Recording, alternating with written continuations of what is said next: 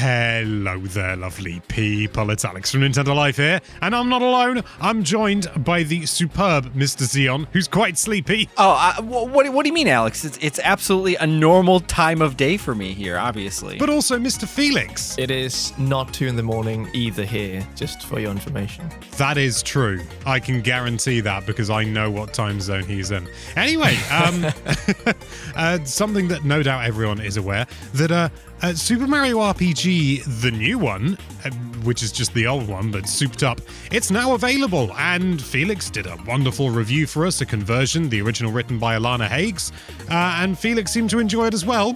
So Xeon and I are going to grill him, because we haven't played the new one, No! And we're going to be like, oh, is it actually good? Like, come on, Felix. Sell this game to us. Yeah, how cool is Geno? Because I've played a little tiny bit of the Super Nintendo one, and I never got to meet Geno. So like all these years that everyone's like, he's the coolest character ever. He needs to be in Smash Bros. Sakurai, please. And he never made it. And you know, we all know how that went. But now that the remake is here. So is Geno cool? I can confirm with 100% certainty that Geno is very cool. And so is Mallow. Ooh! 2 original characters that are in your party, because you have Peach, you have Bowser, and I think it's just a perfect mixture. You have the recognizability of the characters you already know, but then you also have some new characters that you've never really seen before, and it just blends together really well. I find it amusing that for so long, as you mentioned, Xeon, not everyone, but so many people have been saying, put Geno in Smash, he's amazing. I've maybe seen like 2 people say, put Mallow in Smash. Definitely. Yeah, because at least when playing this RPG, I like Mallow more. I think he just has a much more fun personality, where Geno is a bit more serious in a sense. He's like Metal Sonic. He is Metal Sonic. They're canonically the same character. Yeah. Fun fact. That's not true. So in regards to, whilst we're on the topic of new characters, this game is kind of renowned, along with a lot of other Mario RPGs, for having a lot of weird and wonderful and wacky characters. The world isn't just populated by toads. Now, I know obviously you've grown up in a very different era to Xeon and myself. We've grown up with a lot of weird and wacky Mario characters, whereas I suppose you've generally been more in the sort of the safe years, with things like the Wii and the DS, where they didn't go as wacky. How do you feel about all these weird and wonderful characters appearing in your Mario game? Oh, I love it. Listen to this man, Miyamoto.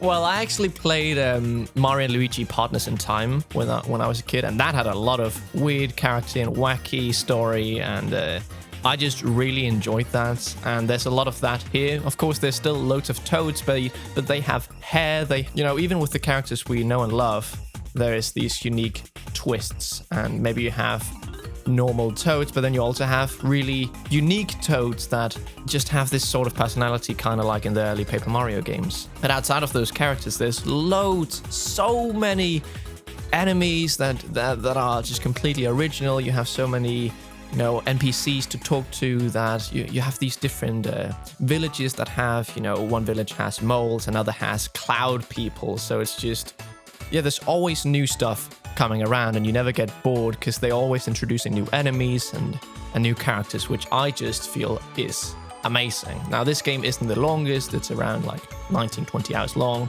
but they always keep showing you new stuff, and it's bloody brilliant, I'll tell you. I've got to be honest, the notion that the game is only about 20 hours long is like, it's not even turn off for me. That's a real appeal to me, because me too. I don't have as much time as I would like to spend playing games, and frankly, this year especially, there are too many damn good games out there that I can't possibly play them all. Yeah. So the idea that there's this wonderful game out there, and I have played the original, but not anywhere near completion. I think I've put a couple of hours in tops. And it's not that it didn't grab me, but there's something about buying a game new, or even just buying a game rather than playing it on a service or as part of like a bundle or something, that makes me more inclined to actually play the game to completion. I don't know if I'm alone in that. I think even right now too, we get to kind of be a part of the experience of, or we get to experience Super Mario RPG Remake in the time that during the moment that it's like it's being celebrated. The fact that a remake actually happened, because this was kind of like this dream for a lot of people. So many people hold this game very near and dear to their hearts, and I also I guess this kind of leans into a question I had, Felix, was, as somebody who has not played the original, do you feel like this game holds up still? Does it feel like an old game to you? Oh, no, I wouldn't say so. And I think a lot of the ideas it had, for example, Sion, you played Sea of Stars recently, you'll see a lot of similarities between those two games. A lot of the combat, with the timed inputs, that was really ahead of its time, I feel. It was a real novelty, and it still works really well today. Now, of course, they've also made new upgrades to the combat system to make it a bit easier. And I find it really nice. I find it's not too hard. I don't really enjoy hard games, and with this, sometimes, of course, I die. I have to grind a little bit, but for the most part, it's just choose the right party, and if someone gets down, just get Peach in your party so you can revive them. Peach is really a good healer in this game. So, and a really cool feature in this game is that when a character gets downed, or when it's just a character's turn, you can switch them out if you press plus. So you can always have this switching party, which wasn't in the original game. So that's just, I find, a really cool quality of life improvement. And there's something about the music in this game as well, right? I know yes. Yoko Shimomura. She came back and rearranged the soundtrack, is that right? Or did she fully did she remake the entire soundtrack? Do you know more about what happened? She came back to work on the soundtrack, I think with 2 or 3 other people, if I'm not mistaken. And it's such a wonderful job. Now, I was already familiar with some of the tracks just because they are so iconic, and hearing them in HD, full renditions is amazing. And if you still like to listen to the old ones, you can go into the settings and you can turn it back into classic. And I actually did that a lot of the times when there were songs I didn't really know. Oh, cool. Because then I could hear how they made them, into these modern versions. And every time it was just, wow, such a big improvement. They really captured the essence of the atmosphere and turned it into something just really, really pleasant for you to listen to. When and talking about the idea of going back and kind of seeing what the original music was like, have there been moments in the game where you feel like you want to go back and see what the original character sprites looked like, or certain scenes would have played out or do you feel like you're seeing the entire Super Mario RPG, the original experience through this? I don't have any I have no need to go back to the original because this is such a faithful remake. It all the movement and stuff. You asked before if it does feel old. I mean, the movement is a little bit different than what we see in Nintendo game these days, but I don't mind it at all because it's just almost a one-to-one remake of the original game, so I don't feel like going back. Now there's some name changes and some couple of the gameplay changes, but it is just so pretty to look at compared to the old one. We did a comparison on the channel, and Sion, you captured some footage there of the original, and it was just incredible to see how big of a glow up this game has gotten, and I think they did a perfect job of converting this into the HD format. That's nice because I mentioned, I never really got around to playing this game. I didn't grow up with it, and it was just one that I think like many, even Alex said he has never really played it much. Well, it wasn't released in Europe originally. No way. So was it the Wii eShop or the Wii Shop channel or something like that, the virtual console that you first got it? I think that may have been the first European release. Shall we double check? Yeah, that's a good idea. 2008, the Wii's virtual console was the first European and Australian release of Super Mario RPG. Wow. It was never released otherwise. We just got Dodge and the Giant instead. So this is a big deal for Europe then to get the physical, this is the first time Super Mario RPG is going to be on its own separate cartridge by itself. Yeah. That's pretty cool. And this is going to be a bit of a might be considered a bit of a bizarre question. Does this feel like a Mario game, or does this feel like a different game with a Mario skin? I definitely don't feel like this game would be as fun if it didn't have Mario characters in. I feel it's because there's so much Mario in it, but there's also so much other stuff in it. So it's like it does feel like a Mario game, but at the same time it doesn't, because it had all this weird stuff. It feels like a Mario RPG, because compared to other Mario RPGs I've had, it's just that feeling that I get. And this one was the one that really kickstarted it all. And you can really, they just had so many brilliant ideas to showcase. And I really hope there's a sequel one day. So, yeah, I hope that answered your question. Yeah, I mean, it was a broad question anyway. What do you think they could do with a sequel? Oh, they could do loads. I mean, there's so much that happens in those 20 hours, but there's also so much, you know, if they had, of course, the same team, it feels like they would never run out of ideas. I think there's loads of scope. You could introduce new characters, have an entirely new story. I don't know, but there's definitely scope for it, because the gameplay and the writing especially I really like. So just get some good music, some good writing, some nice enemies to battle, and Super Mario RPG too. Make it happen. I think Square is still around and could, write up a new script for a second game. Yoko could.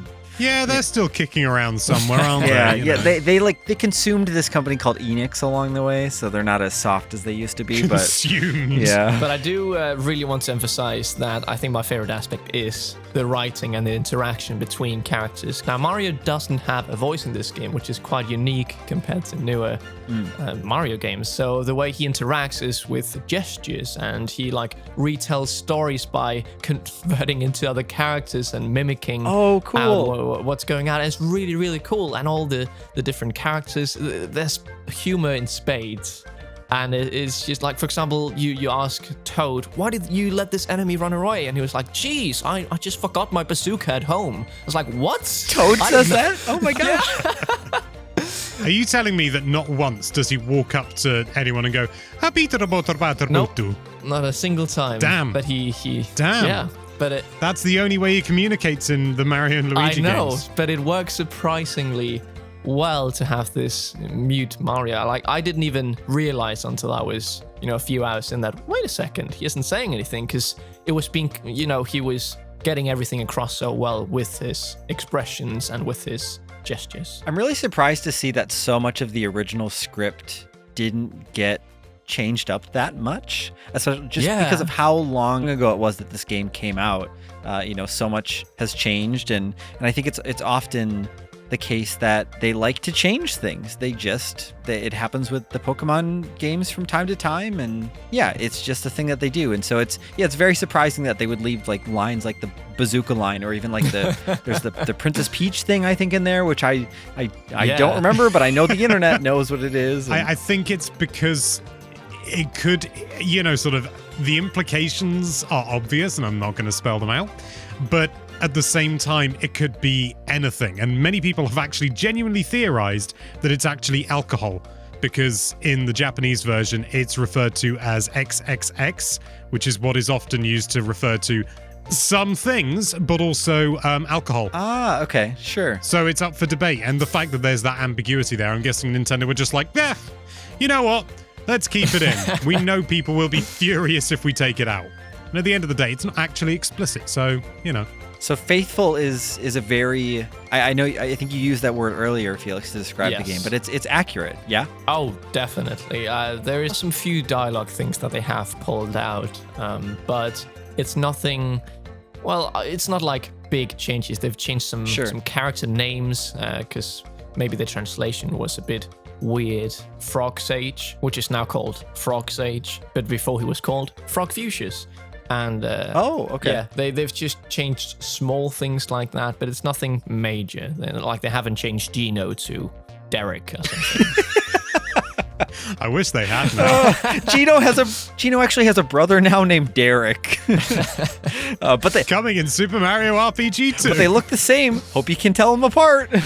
Introducing Mario's brother, Bill. Can't wait to... Wouldn't it be mad if Mario had a brother? Yeah. Imagine if they were both in a game and they were both super. Madness. Man, I need to play Super Mario RPG. I have all these other questions that will pop in my head that like pertains to the story or like the events of the game, and I don't want to ask you that stuff because I just want to. I think this game is. I think the reason I'm enjoying it so much is because I went in.